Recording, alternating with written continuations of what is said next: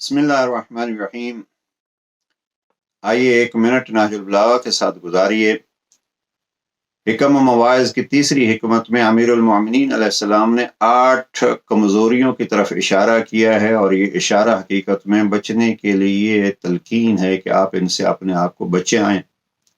Number 5 میں امام فرماتے ہیں العجز آفۃ، اگر کوئی شخص کسی پہلو سے بھی اپنے آپ کو عاجز اور کمزور رکھتا ہے، جو اس کو حاصل کرنا چاہیے تھا وہ نہیں کرتا، تو وہ ایک مصیبت میں گرفتار ہوگا۔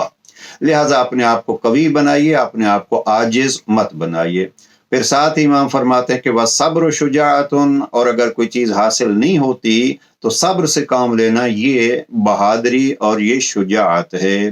تیسرے جملے میں یہاں امام فرماتے ہیں کہ وَالزُّهْدُ ثَرْوَةٌ وَالْوَرْعُ جُنَّةٌ، دنیا سے بے تعلقی بڑی دولت ہے اور پرہیزگاری ایک بڑی سپر ہے۔ لہٰذا امام کے فرمائے ہوئے ان 4 چیزوں کو زندگی میں اپنا لے انسان تو یہ اس کی سعادت کا سبب ہوگا۔ السلام علیکم ورحمۃ اللہ۔